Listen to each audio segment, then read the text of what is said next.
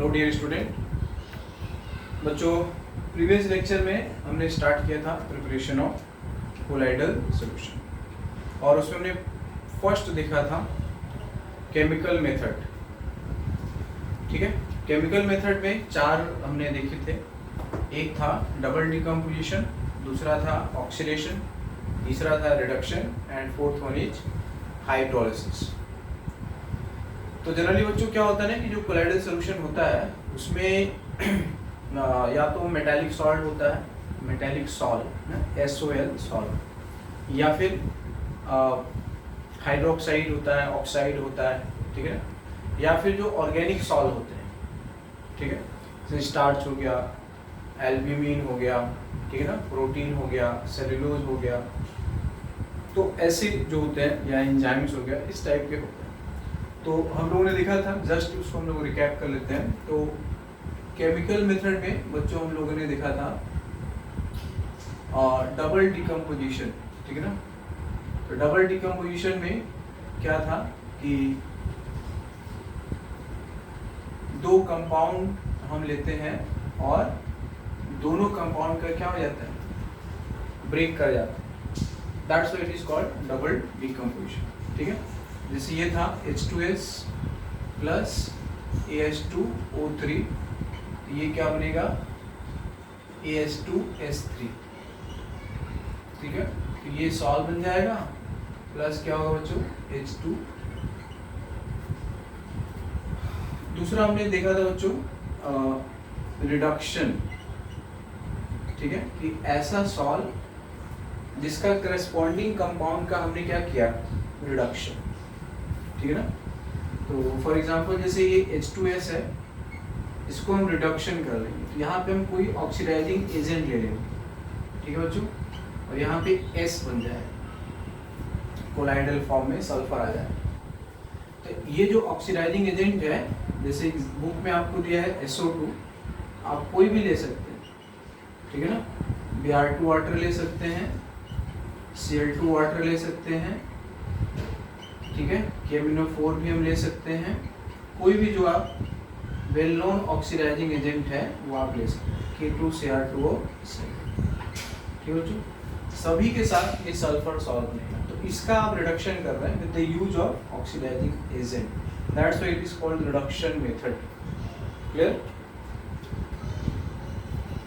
तीसरा हम लोगों ने देखा था बच्चों ऑक्सीडेशन, ठीक है। तो आप जिसका बना रहे हैं उसका ऑक्सीडेशन करने से वो बना, ठीक है। हमने उल्टा लिख दिया बच्चों, ये क्या था, ये तो ऑक्सीडेशन था ना, ये क्या था ऑक्सीडेशन, किसका ऑक्सीडेशन, इसका ऑक्सीडेशन हुआ, इसलिए आप यहाँ पे ऑक्सीडाइजिंग। अब हम ये लिखने वाले हैं रिडक्शन, ठीक है। तो रिडक्शन में क्या लेंगे, जैसे हमने लिया AuCl3 प्लस HCHO, ये +3 ऑक्सीडेशन स्टेट प्लस 1, ठीक है। यहाँ पे आपको गोल्ड सॉल्व मिल जाएगा, ये कोलाइडल में, ठीक है बच्चों, गोल्ड। तो गोल्ड का एटम बनेगा और वो सारे जो एटम होंगे वो क्लस्टर्ड फॉर्म में बनाते जाएंगे, ठीक है, इस तरह से। एंड फोर्थ वन जो हमने पढ़ा था बच्चों, वो क्या पढ़ा था, हाइड्रोलिसिस, ठीक है। तो हाइड्रोलिसिस में क्या लेते हैं, जैसे FeCl3 है, इसकी आप हाइड्रोलिसिस कर लें वाटर के साथ, तो यहाँ पे FeOH का होल थ्राइस, ठीक है बच्चों, ये बन जाएगा, प्लस HCl, तो ये भी क्या बन जाएगा, कोलाइडल सॉल्यूशन, ठीक है। तो ये बच्चों लास्ट क्लास में हमने किया था और उसको हम जस्ट एक रिकैप कर दिए, because these reaction might be important, because ये NCERT में दिया हुआ है, तो ये आपके है ना, क्योंकि उनको एवरी टाइम क्या करना होता है बच्चों, नया क्वेश्चन बनाना होता है, ठीक है। तो इसी में वो मैट्रिक्स मैचिंग भी बनाया जा सकता है, ठीक है ना। ऐसे कुछ रिएक्शन दे दिया, they can form matrix matching, ठीक है। तो ये ध्यान रखेंगे आप।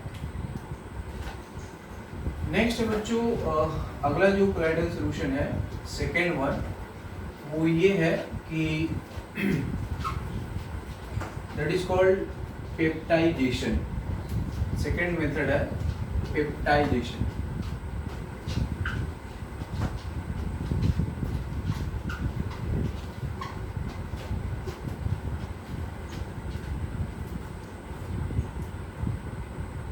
second method is very important. This is called peptidation.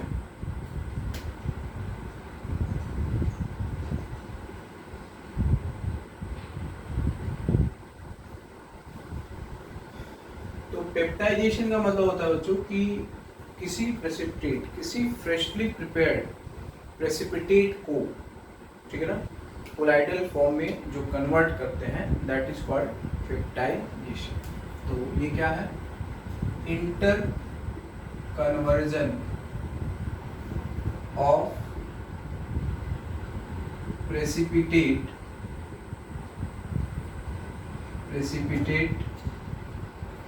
To colloidal form is called peptidation.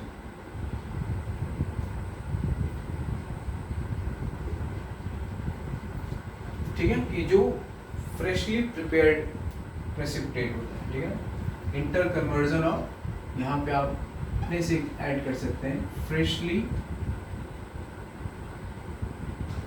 Prepared precipitate. ठीक है बच्चों, freshly prepared precipitate, inter conversion of freshly prepared precipitate, ठीक है, into colloidal form is called peptization. तो कैसे होगा बच्चों? Precipitate को कैसे हम कोलाइडल बना लेंगे? जैसे मान लीजिए कि ये कोई प्रेसिपिटेट आपने बनाया, ठीक है ना, तो यहाँ भी ये प्रेसिपिटेट बना है, अब ये भी जस्ट आपने प्रिपेयर किया, ठीक है, तो ये जो है बच्चों, ये क्या है? पीपीटी. अब आपने इसको क्या कर दिया? वॉश कर लिया, कुछ कर लिया, ठीक है ना, वाटर को यहाँ से आपने बाहर कर दिया. अब आप कोई एक ऐसा सोल्यूशन लेते हैं जिसमें क्या हो? इलेक्ट्रोलाइट हो, ठीक है. पेप्टाइजेशन का मतलब है कि प्रेसिपिटेट को कोलाइडल बनाना है. तो कैसे बनेगा? ये तो पहले है ना सेटल डाउन हो चुका है. तो अगर इसको सोल्यूशन में फिर से इसको कैरी करना है तो उसके लिए हम क्या करते हैं? इलेक्ट्रोलाइट का इस्तेमाल करते हैं, ठीक है. तो इसमें क्या होता है बच्चों? फ्रेशली प्रिपेयर्ड प्रेसिपिटेट होता है, freshly prepared precipitate.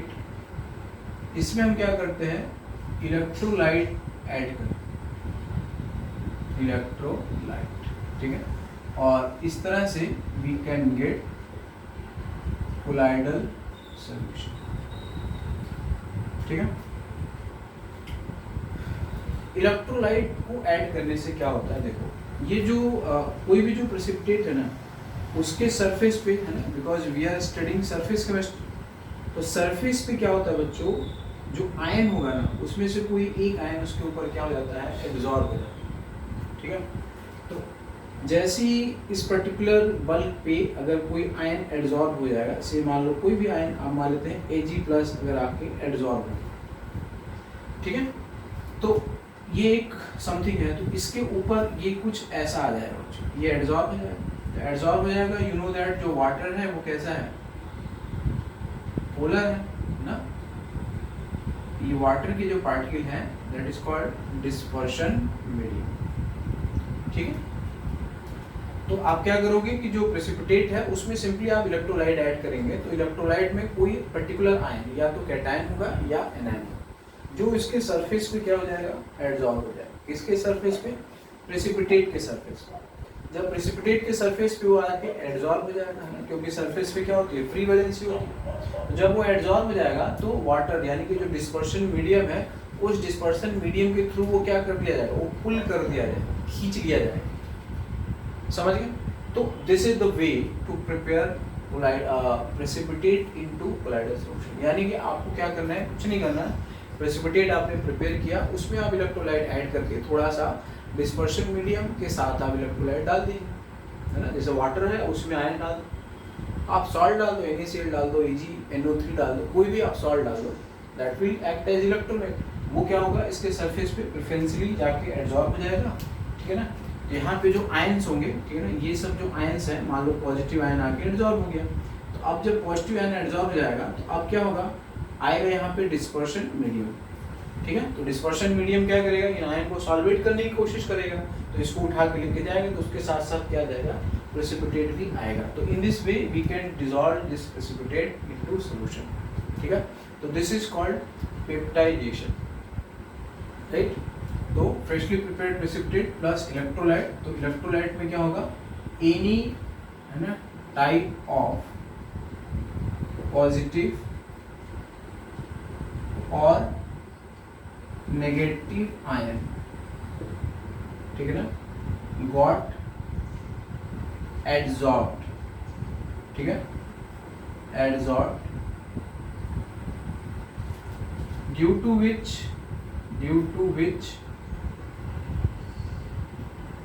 dispersion medium, ठीक है, pull these ion along with precipitate, ठीक है, along with precipitate into solution. In this way we will get colloidal form, ठीक है बच्चों। तो दिस इज कॉल्ड पेप्टाइजेशन। अगला है बच्चों इलेक्ट्रिकल डिसइंटीग्रेशन मेथड, ठीक है। नेक्स्ट वन है इलेक्ट्रिकल डिसइंटीग्रेशन मेथड,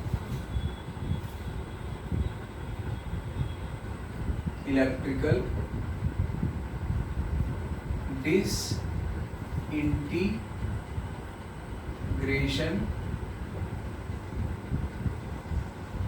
इसका मतलब क्या है कि with the use of electricity का यूज करके आप उसको डिसइंटीग्रेट करेंगे। किसको डिसइंटीग्रेट करेंगे, ऐसा सब्सटेंस जिसका आपको कोलाइड बनाना, ठीक है। तो इलेक्ट्रिसिटी यूज होगा, यानी कहाँ पे यूज होगा, जो मेटल्स होंगे, metals are good conductor of electricity. तो ये जो इलेक्ट्रिकल डिसइंटीग्रेशन मेथड है ये किसके लिए होगा, ये जनरली कौन सा होगा बच्चों, जो मेटालिक सॉल है, जैसे गोल्ड सॉल हो गया, सिल्वर सॉल हो गया, ठीक है ना, कॉपर सॉल हो गया, उनके लिए हम इसका इस्तेमाल करें, ठीक है। तो इलेक्ट्रिकल डिसइंटीग्रेशन, तो with the use of electricity, ठीक है। तो इसमें हम लोग क्या करते हैं, जैसे ये आप इलेक्ट्रोड बना लेते हैं, ठीक है, और इसको प्लस माइनस बना करके डिस्पर्शन मीडियम में आप डिप कर देते हैं, और डिस्पर्शन मीडियम के चारों तरफ क्या होता है, एक आइस बाथ आप बना लेते हैं।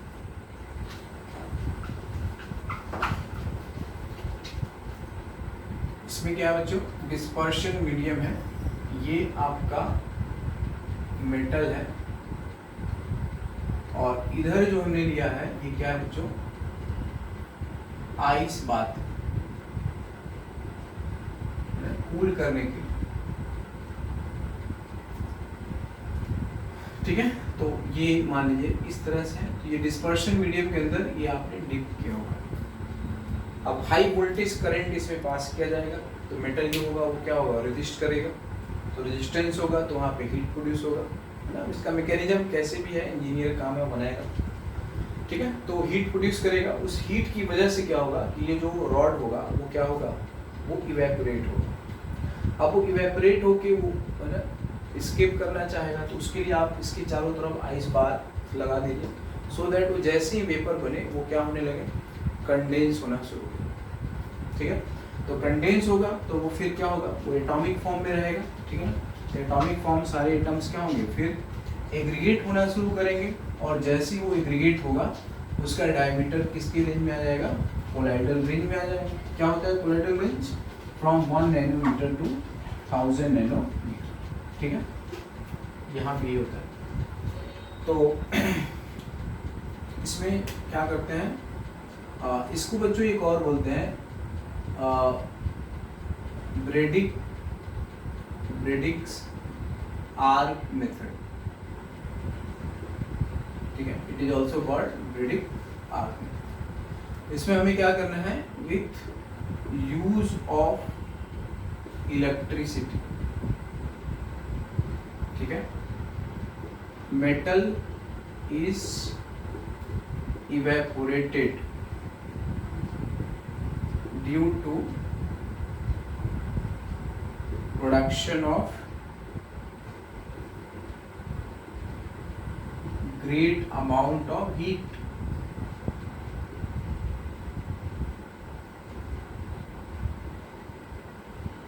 ठीक है बच्चों, तो इलेक्ट्रिसिटी का यूज करके क्या करते हैं हम, हीट प्रोड्यूस करेंगे। वो हीट जो होगा वो क्या करेगा, इसको मेटल को इवेपोरेट करेगा। यहाँ पे तो इसमें क्या होता है बच्चों, हीट होता है, प्रोड्यूस होता है, कैसे, with the use of electricity. उसके बाद फिर क्या होगा, इवेपोरेशन होगा, ठीक है। फिर यहाँ पे क्या होगा, कंडेंसेशन होगा, ठीक है।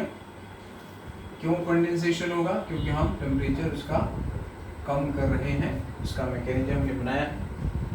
फिर कंडेंसेशन होगा, मतलब यहाँ पे क्या होगा, क्लस्टर फॉर्मेशन, ठीक है। और इस तरह से कोलॉइड का फॉर्मेशन हो जाएगा।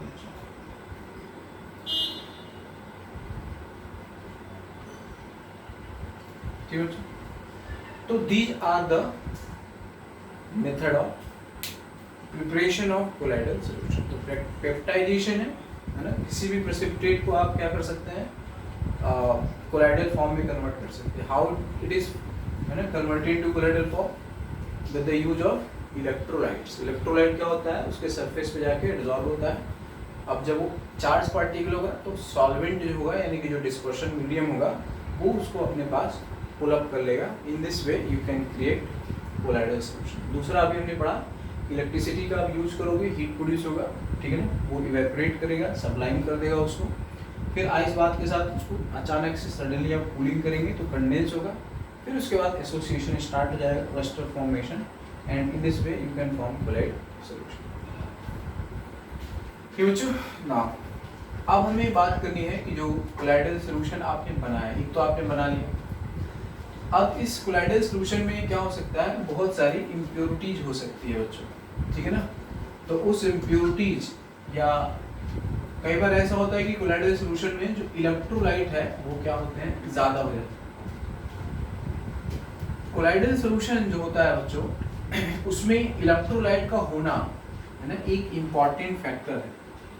इलेक्ट्रोलाइट अगर है कोलाइडल सॉल्यूशन के साथ, तो वो कोलाइडल सॉल्यूशन जो होता है वो स्टेबल होता है। क्या कहा मैंने, कि कोलाइडल सॉल्यूशन के साथ क्या होता है, इलेक्ट्रोलाइट अगर होता है तो उसकी स्टेबिलिटी के लिए वो हेल्पिंग होता है, मतलब great helping nature. Clear. So some amount of impurities in the form of electrolyte is necessary for the existence or the stability of colloidal solution. But excessive amount of electrolyte may cause its coagulation or precipitation. ठीक है, जैसे बच्चों देखो blood होता है ना, तो blood में क्या है, आयंस है ना। आपको करंट का झटका लगता है, ब्लड में बहुत सारा इलेक्ट्रोलाइट है। ब्लड क्या है, कोलाइडल सॉल्यूशन, ठीक है। अब जैसे कहीं पे कट हो जाता है, वुंड है ना, घाव हो जाता है, कट हो जाता है, इवन शेविंग वगैरह करते हैं तो लोग फिटकरी, है ना, आपने देखा होगा कॉमनली फिटकरी का इस्तेमाल। फिटकरी क्या है, एलम्स, दैट इज वहाँ पे क्या है, K2SO4, Al2SO4, Al324H2, बहुत सारे वहाँ पे क्या है, आयंस होते हैं। तो फिटकरी जब आप लगाते हैं तो जहाँ पे ब्लीडिंग हो रहा है ना, ठीक है ना, तो वो colloidal solution, blood colloidal solution, जब आप फिटकरी लगाओ तो बहुत सारा आयन होगा, ठीक है। तो कोलाइडल सॉल्यूशन में जो कोलाइड होता है, दैट इज सॉल्व पार्टिकल होता है, दैट इज जो डिस्पर्स्ड फेज होता है, उस पर चार्ज होता है। अगर वो चार्ज किसी तरह से न्यूट्रलाइज हो जाएगा तो कोगुलेट हो जाएगा। तो जहाँ पे कट लग गया, अगर आप उस पर फिटकरी अगर रब कर देते हैं तो जल्दी से ब्लीडिंग क्या हो जाती है, बंद हो जाती है, ठीक है। तो ये मतलब है, तो that process is called coagulation. तो now we will talk about purification of colloidal solution. Purification of colloidal solution. ठीक है, तो इसमें क्या होता है कि कोलाइडल सॉल्यूशन में क्या क्या होता है, ये कंपोनेंट होते हैं बच्चों। एक होता है सॉल पार्टिकल, दैट इज जिससे आप क्या करते हो, डिस्पर्स्ड फेज। दूसरा इसमें क्या होता है, डिस्पर्शन मीडियम होता है। तीसरा क्या होता है, इलेक्ट्रोलाइट होता है। और चौथा क्या होता है, soluble impurities।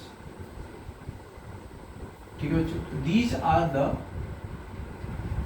basic component of any colloidal solution। जैसे हमारे ब्लड में सब कुछ है, ठीक है ना, ब्लड में सॉल पार्टिकुलर, ब्लड में क्या है, प्रोटीन है, एंजाइम्स है, ठीक है, कार्बोहाइड्रेट है, बहुत सारी चीजें, ग्लूकोज है ना, NaCl है, जो भी आप मिनरल वाटर पीते हैं ब्लड में जाता है।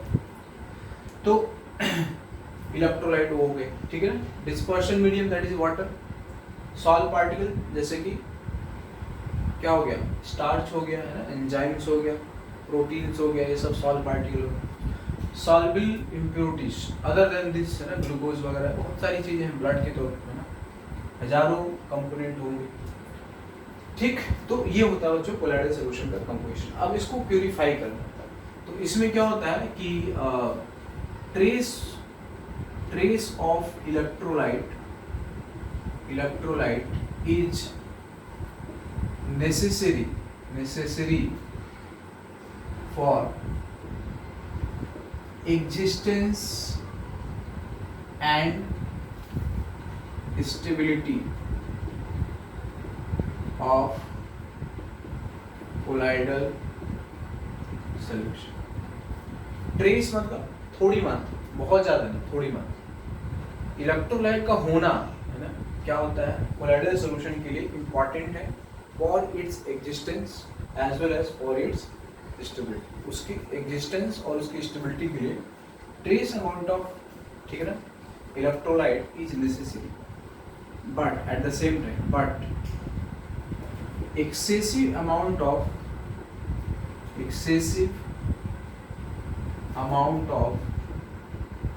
electrolyte may cause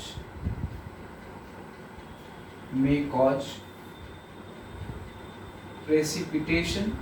और अब इसको हम लोग एक टेक्निकल टर्म से बोलेंगे, क्या बोलेंगे बच्चों, कोआगुलेशन। ठीक है, therefore it is necessary to remove excess of electrolyte, it is necessary to remove soluble impurities, so that's why purification of, ठीक है ना, colloidal solution is important। clear? तो purification का मतलब होता है hence it is necessary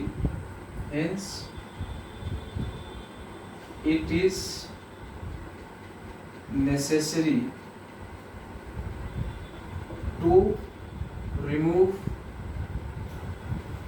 excess of electrolyte and other soluble undesired impurities। अगर वो चीज नहीं चाहिए आपको, ठीक है ना, undesired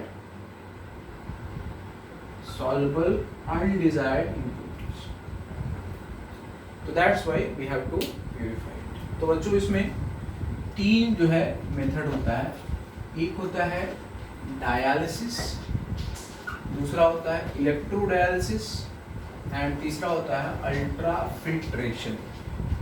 there are three method, ठीक है ना। तो पहला हम लोग बात करेंगे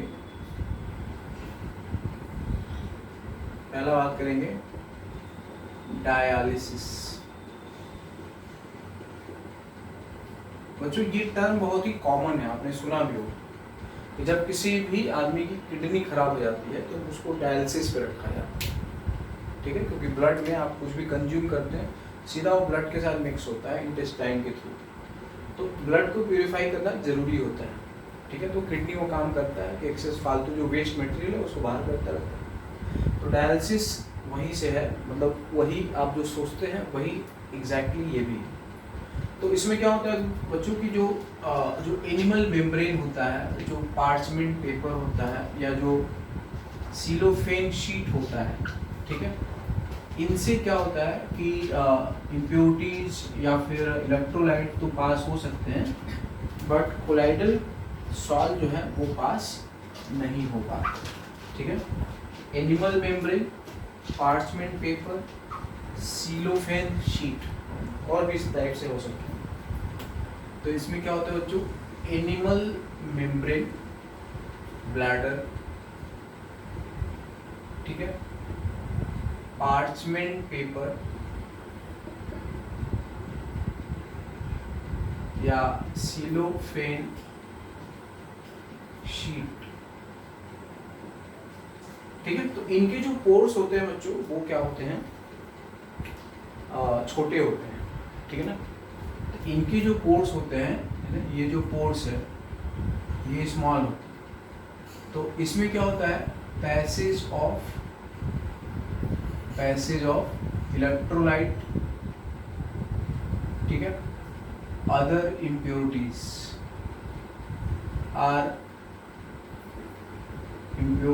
आर फिजिबल हो जाता है, but not colloidal sol particle. तो इसमें क्या होता है बच्चों, जो कोलाइडल सॉल पार्टिकल है, ठीक है ना, उसका जो है पैसेज अलाउड नहीं है, क्योंकि इनके जो पोर्स होते हैं, इनकी जो साइज होती है वो क्या होती है, वो स्मॉल है।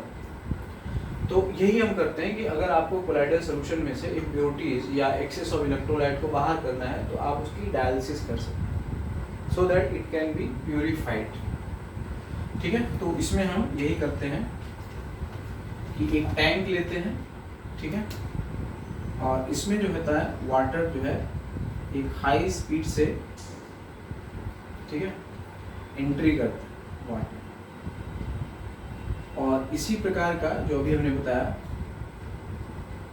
ठीक है, ये एनिमल मेम्ब्रेन या इसको डायलिसिस मेम्ब्रेन,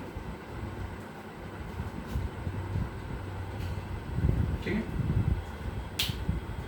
तो यहाँ पे होता है water at high speed water current. ये जो है ये आपका क्या है, डायलिसिस मेम्ब्रेन है, ठीक है। और इसके अंदर क्या है ये सब बच्चों, ये हमने दिखाया है, ये sol part,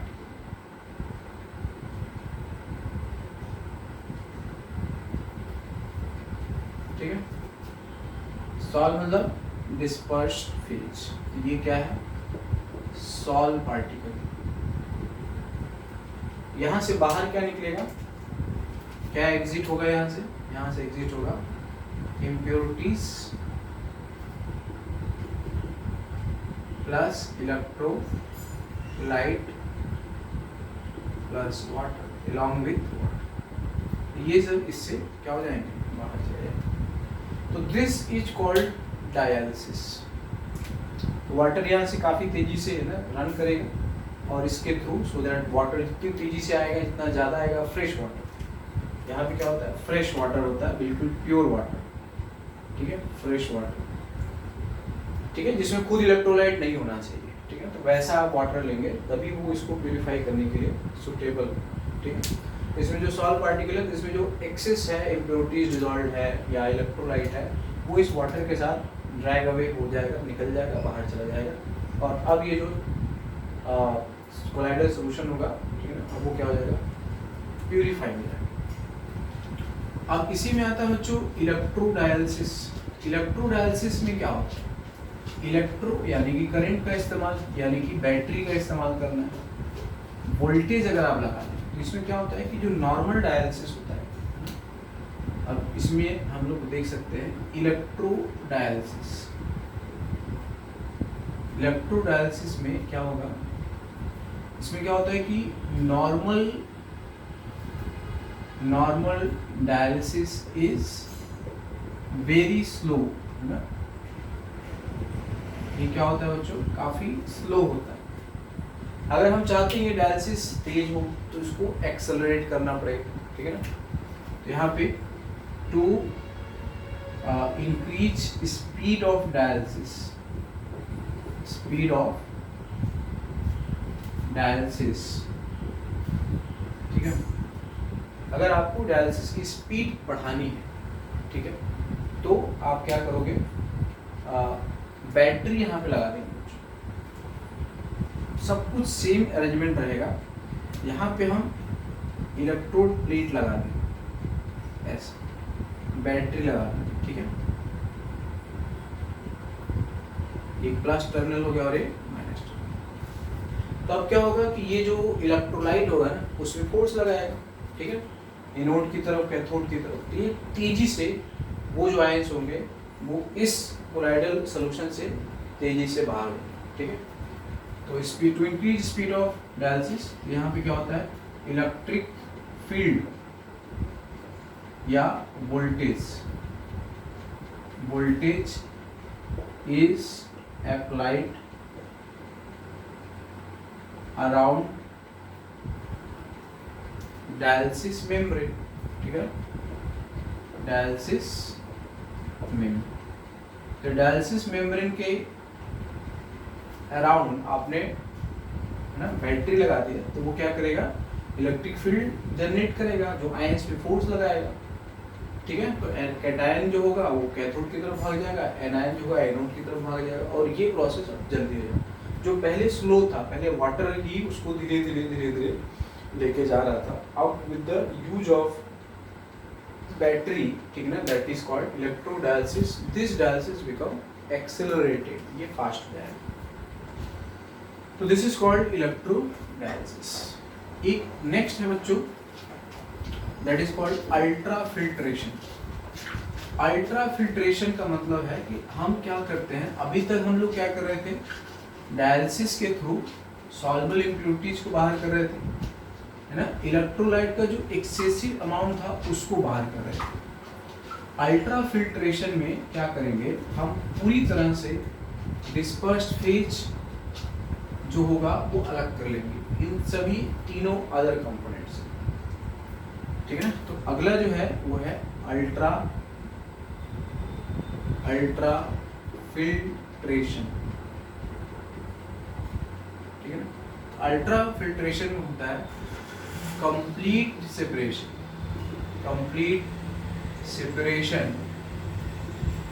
of dispersed phase या sol particle with other three component. Other three component कौन कौन है, डिस्पर्शन मीडियम है, इलेक्ट्रोलाइट है और इम्प्योरिटी। तो इन तीनों चीजों से हम क्या कर लेंगे, सॉल्व पार्टिकल को पूरी तरह से सेपरेट करेंगे। तो this is called ultra filtration, ठीक है। तो इसमें हम लोग क्या करते हैं बच्चों, जो नॉर्मल फिल्टर पेपर होता है, नॉर्मल फिल्टर पेपर, ठीक है ना, का जो पोर साइज होता है वो बड़ा होता है, समझ गए। इसमें क्या होता है बच्चों, जो नॉर्मल फिल्टर पेपर, ठीक है, इसका जो पोर साइज है, जैसे मान लो अगर मैं डायग्राम बनाऊं, ठीक है, ये मान लीजिए ये पोर्स है, ठीक है,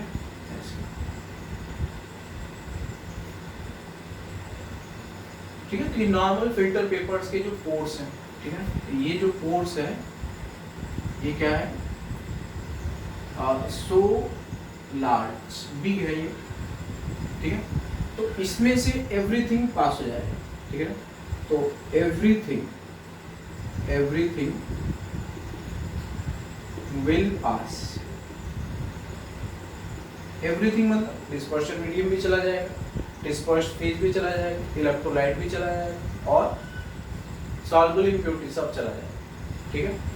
everything will pass including colloidal particle. अगर आपको क्या करना है, कोलाइडल पार्टिकल को रोकना है, ठीक है, तो आपको या तो ये फिल्टर या आप यूज ना करें, ठीक है, दूसरा फिल्टर इससे जो लेस पोर साइज वाला है वो यूज करें, या फिर इसी पोर की साइज को क्या करना होगा, रिड्यूस करना पड़ेगा, ठीक है। तो हम क्या करते हैं कि जो नॉर्मल फिल्टर्स होता है उसी के पोर्स को क्या करते हैं, रिड्यूस करते हैं, ठीक है। तो इसमें क्या होता है कि normal filter pores is pore size is क्या कर देंगे, रिड्यूस्ड विथ यूज ऑफ, क्या बोलते हैं बच्चों, कोलेडियन, क्या बोलते हैं, कोलेडियन, विथ यूज ऑफ कोलेडियन, ठीक है ना। हम लोग क्या करेंगे, जो ये जो पोर साइज है ना उसको हम कम कर देंगे। कोलेडियन क्या होता है, ये याद होना चाहिए, ये होता है 4% नाइट्रोसेलुलोज। 4% क्या होता है, nitrocellulose plus alcohol as a solvent, this is called collodion, ठीक है।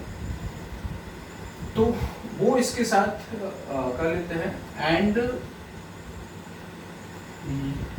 HCHO में सोप है, soap in formaldehyde, soap in formaldehyde, जो क्या करता है, इन पोर्स को हार्डन कर, ठीक है, उसको टफ कर देगा, स्टेबलाइज करेगा, ठीक है। तो यहाँ पे हमने क्या कहा बच्चों कि इसकी जो पोर साइज थी वो क्या थी, बड़ी थी। अब हम इस पोर साइज को इम्प्रेग्नेट कर देंगे, मतलब इसके अंदर उसको हम ऐड करके उसकी साइज को कम कर देंगे। तो पोर साइज को हमने क्या कर दिया बच्चों, यहाँ तक है ना, इसमें कोलेडियन भर दिया, ठीक है, ऐसे। अब ये जो पोर साइज है वो कम हो गया, तो इसमें से क्या होगा, केवल और केवल, ठीक है, कोलाइडल पार्टिकल नहीं जाएगा, बाकी सभी आयन जो होंगे या डिस्पर्स फेज होगा, मीडियम होगा, सब चल जाएगा, ठीक है। तो इसको हम लोग बोलते हैं इम्प्रेग्नेटेड विथ कोलाइडियन, ठीक है, सो दैट स्पोर्स की जो साइज है वो क्या होगी बच्चों, कम होगी, ठीक है। और now colloidal particle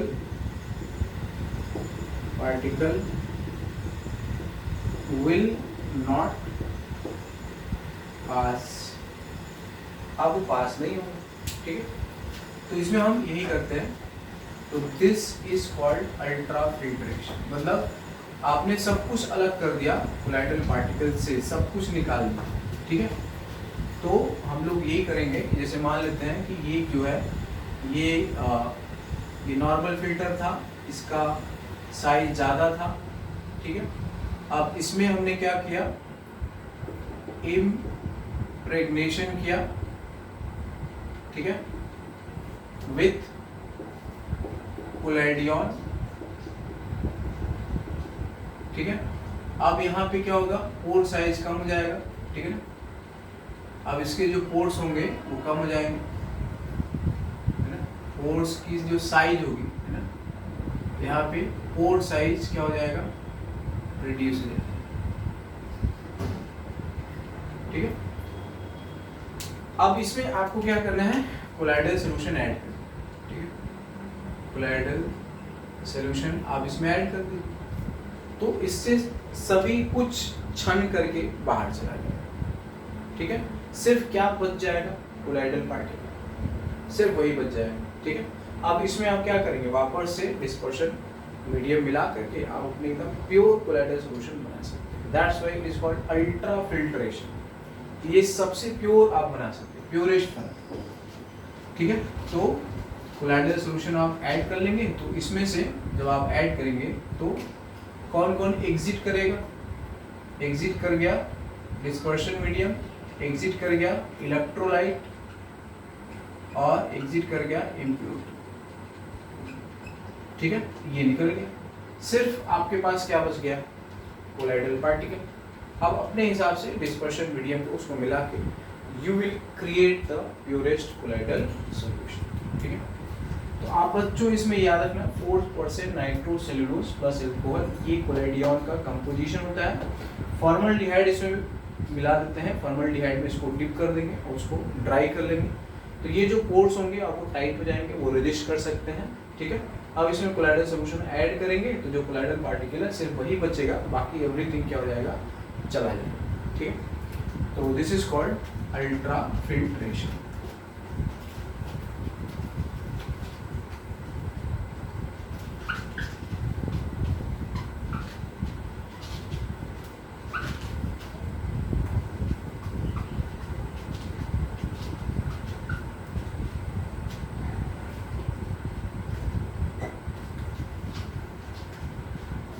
now next one है बच्चों इसमें properties of colloidal solution.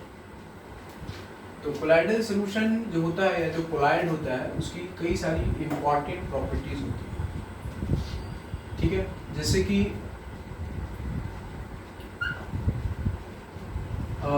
They show all colligative properties. ठीक है, now we will see properties of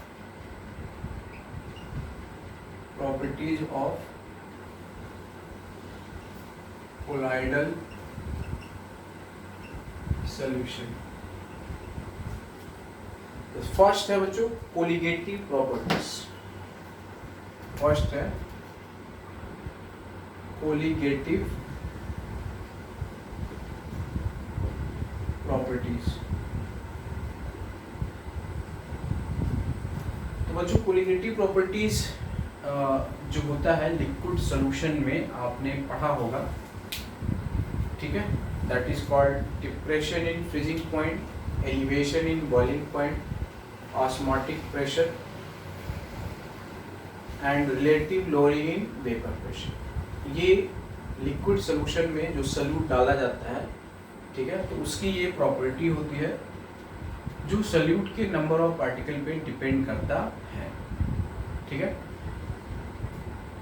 तो they are known as colligative properties. तो इसमें ये होगा कि elevation in boiling point,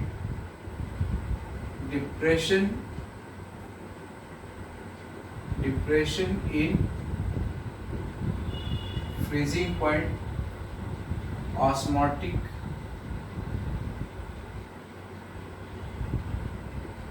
pressure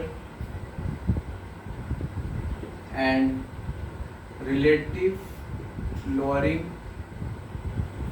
in vapor pressure। तो ये बच्चों जो चार हैं, ये 4 कोलिगेटिव प्रॉपर्टीज होती है जो ट्रू सॉल्यूशन के द्वारा शो किया जाता है। तो all these properties are shown by true solution and these properties are also shown by colloidal solution। These 4 properties are also shown by colloidal solution। बस डिफरेंस ये होगा कि जो कोलाइडल सॉल्यूशन होता है उसकी कोलिगेटिव प्रॉपर्टीज की वैल्यू ट्रू सॉल्यूशन की वैल्यू से कम आएगी। जैसे मान लो कि आपने कहा कि 1 m कोलाइडल सॉल्यूशन और 1 m क्या है बच्चों, ट्रू सॉल्यूशन। ठीक है, तो कोलिगेटिव प्रॉपर्टी किसकी ज़्यादा होगी, तो हम बोलेंगे ट्रू सॉल्यूशन की ज़्यादा होगी, क्योंकि जो ट्रू सॉल्यूशन होता है उसमें सभी पार्टिकल ये जाएंगे, सब अलग हो जाएंगे। 1 मोल मतलब एवोगैड्रो नंबर ऑफ पार्टिकल होगा। ठीक है, यहाँ पे 1 मोल का मतलब एवोगैड्रो नंबर ऑफ पार्टिकल नहीं होगा। क्यों नहीं होगा, क्योंकि ये जो कोलाइडल पार्टिकल होते हैं, ये जब 1 m आपने लिया, आपने कोई कोलाइडल सॉल्यूशन बनाया, ठीक है ना, जैसे मान लो कि आपने सपोज कर लो AS2S3 है, सपोज कर लो। अब आपने इसका 1 मोल लिया, बट आपको हमने बताया AS2S3 ये जो है ये मल्टी मॉलिक्यूलर कोलाइड होगा, बहुत सारे मॉलिक्यूल एसोसिएट हो जाएंगे। तो AS2S3 की मान लो साइज ये है, तो अब ये एक पार्टिकल जा करके कई सारे पार्टिकल्स में क्या हो जाएगा, एसोसिएट हो जाएगा।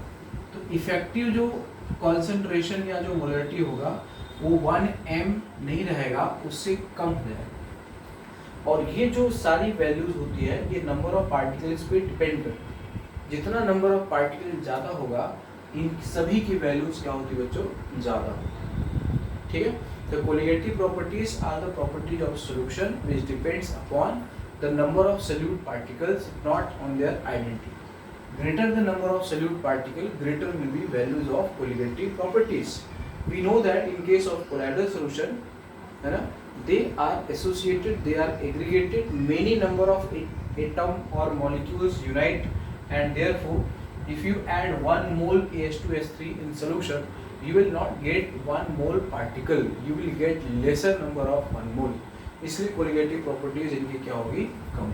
ठीक है बच्चों, तो colligative properties of colloidal जो solution होता है वो क्या होता है बच्चों, वो less होता है as compared to true solution. What is true solution? True solution जो homogeneous mixture होता है उसको true solution कहते हैं। कोलाइडल सॉल्यूशन क्या होता है, हेट्रोजीनियस मिक्सचर होता है, उसमें दो फेज होता है, एक डिस्पर्स फेज होता है और एक डिस्पर्शन मीडियम होता है। फेज अलग अलग है तो होमोजीनियस नहीं होगा, फेज अगर सेम है तो होमोजीनियस होगा। क्लियर? तो next this is called colligative properties. अगला प्रॉपर्टीज है बच्चों टिंडल इफेक्ट, बहुत ही ज्यादा इंपॉर्टेंट है टिंडल इफेक्ट।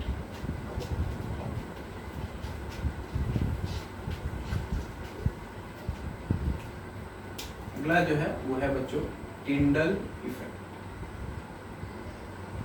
ये अभी बच्चों रिसेंटली 1-2 ईयर बिफोर 2018, ठीक है ना, और इनफैक्ट 2017 जे एडवांस में ये क्वेश्चन आया हुआ है। ठीक है, तो टिंडल इफेक्ट क्या होता है, इसमें क्या होता है बच्चों कि जैसे मान लो ये एक ट्रू सोल्यूशन आपने रखा, क्या रखा, ट्रू सोल्यूशन। ठीक है, इसको कहाँ रखा, डार्क में रखा, और यहाँ पे एक आपने कोहेरेंट बीम ऑफ लाइट आपने इसके अलाउंग क्या की, पास किया। ठीक है, कोहेरेंट बीम ऑफ लाइट मतलब एक ही टाइप की वेवलेंथ की लाइट आपने इसके पास की। ठीक है,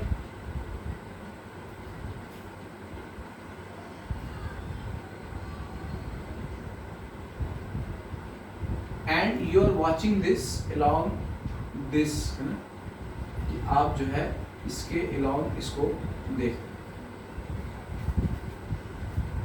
ठीक है, ये जो है ये कोहेरेंट बीम ऑफ लाइट है और जो है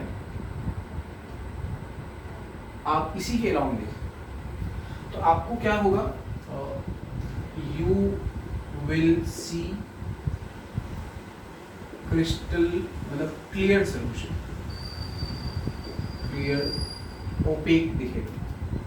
अगर आप इसको वर्टिकल के अलोंग देखते हैं, वर्टिकल, ठीक है ना, 90 डिग्री इसके परपेंडिकुलर, तो यहाँ पे आपको दिखेगा डार्क, आपको कुछ नहीं दिखेगा। लाइट ना लेफ्ट राइट जा रही, आप इसके परपेंडिकुलर है ना, यहाँ पे आप माइक्रोस्कोप जैसे भी आप देख रहे हैं, आपको कुछ नहीं दिखेगा, नथिंग यू विल बी, है ना, यू विल सी। ऐसा क्यों होगा बच्चों, ऐसा इसलिए होगा कि जो सल्यूट के पार्टिकल होते हैं वो बहुत ही स्मॉल होते हैं, हमने बताया। तो जो लाइट होती है ना, जो लाइट होती है वो स्कैटर्ड होती है। क्या होती है, स्कैटर्ड, या बोलते हैं कि उसका डिफ्रैक्शन होता है, डिफ्रैक्शन। ठीक है, कि अगर ऐसा कोई पार्टिकल जिसकी डायमेंशन लाइट की वेवलेंथ के कंपैरिजन में, क्या बोला, ऐसा पार्टिकल जिसका डायमेंशन लाइट के वेवलेंथ के कंपैरिजन में हो, थोड़ा बहुत कम हो या उसके बराबर हो या उससे थोड़ा बहुत ज़्यादा हो। ठीक है, तो वैसे केस में क्या करता है, वो लाइट को अलग अलग डायरेक्शन में स्कैटर कर सकता है। क्या बोला मैंने कि जो लाइट होता है, लाइट इज डिफ्रैक्टेड या scattered by particles of particles of size equal to, है ना, size comparable to wavelength, comparable to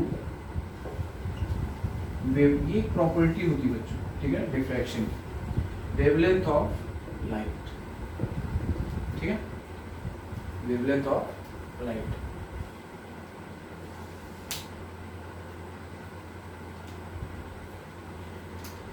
ठीक है बच्चों, देखो जो विजिबल लाइट होता है ना, विजिबल लाइट क्या होता है, पढ़ा होगा आपने, क्या होता है बच्चों, 400 नैनोमीटर टू 760 नैनोमीटर होता है बच्चों, ये होता है। और ये जो कोलाइडल होते हैं वो कहाँ से होते हैं, 1 नैनोमीटर टू 1000 नैनोमीटर होता है।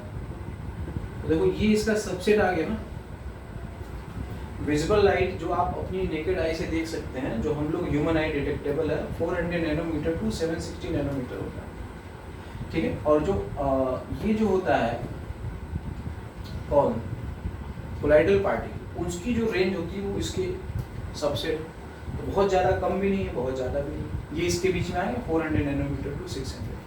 तो इसलिए क्या करते हैं, लाइट के पार्टिकल को स्कैटर्ड करते हैं। बट जो ट्रू सोल्यूशन होता है, ट्रू सोल्यूशन, उसकी वेवलेंथ क्या होती है, उसकी जो डायमीटर हमने बताया था ना, याद करो स्टार्टिंग में, एक हमने बताया था ट्रू, दूसरा ट्रू सोल्यूशन, उसके बाद क्या था, कोलाइडल था, ठीक है, उसके बाद क्या था, सस्पेंशन था, ठीक है, सस्पेंशन। तो इसमें सस्पेंशन इसका जो होता है 1 नैनोमीटर टू 1000, ठीक है, और ये क्या होता है, ग्रेटर देन 1000, ठीक, और ये जो होता है लेस देन 1 नैनोमीटर। तो जो ट्रू सोल्यूशन के पार्टिकल हैं वो लाइट को स्कैटर नहीं करते, तो इसलिए क्या होगा, जब आप इसके परपेंडिकुलर डायरेक्शन देखोगे तो आपको कुछ दिखाई नहीं देगा, ये लाइट को, है ना, रिफ्लेक्ट नहीं करने वाला, समझ गए।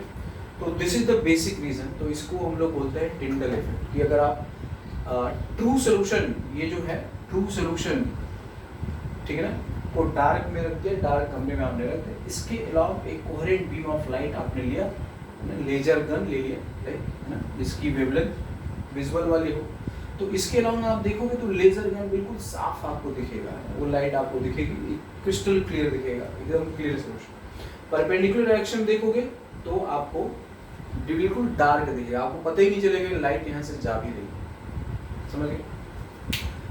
लेकिन जैसे ही अगर आपने क्या किया, कोलाइडल सॉल्यूशन के साथ अगर ये एक्सपेरिमेंट करोगे तो आपको बिल्कुल अलग टाइप की चीज नजर आएगी। यहाँ पे क्या है, हमने ले लिया कोलाइडल सॉल्यूशन, ठीक है, अब इसको भी आपने डाल रखा, इसके अलावा आपने देखा, ठीक है, तो आपको यहाँ पे दिखेगा वही क्लियर सॉल्यूशन।